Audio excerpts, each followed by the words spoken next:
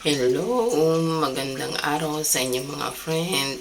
Tara magluto po tayo. May dalawa po ako rito tilapia.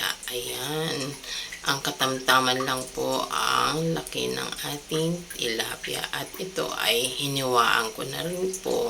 At ito ipapakita ko nga po pala. Ang ating tilapia ay may mga itlog po. Ayan. May mga itlog po ang ating tilapia. Ayan po mga friend. Diba? Hindi ko pinatanggal po yung kanilang mga itlog. Ayan. At lagyan na po natin ng asin ang ating mga tilapia. Ayan.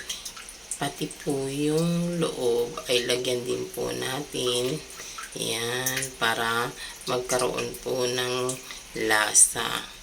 Kailangan baliktaran po ang paglagay ng asin sa ating isda.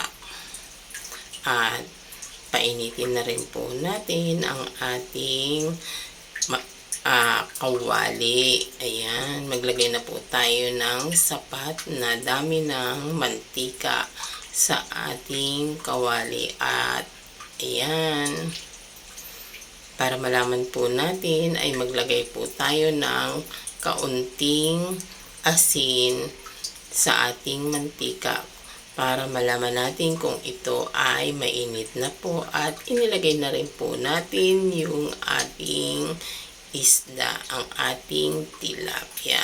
Ayan, hayaan po muna natin upang ito ay manatiling maluto. At kapag brown na po o luto na po ay baliktarin na po natin yung katamtaman na brown lang po at ang ating isda para ito ay hindi naman po masunog. Ayan.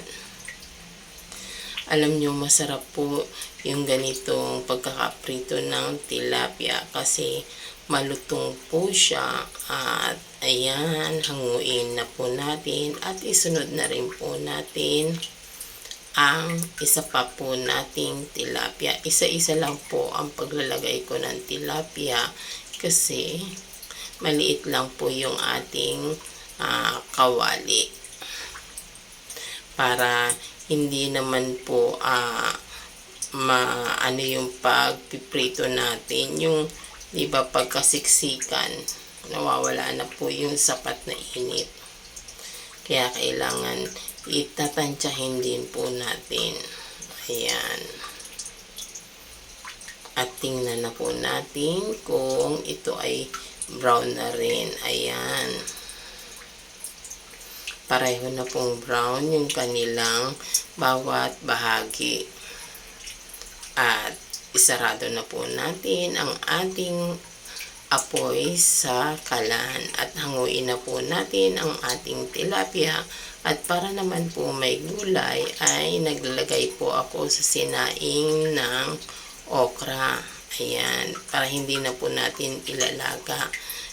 Ginagawa nyo rin ba yung ganito mga friend, kapag may okra kayo na ang gusto ninyo ay nilaga lang? Ayan. At samahan na rin po natin ng isang mangga. Hiniwa ko na rin po. At yan, ready na po ang ating meal.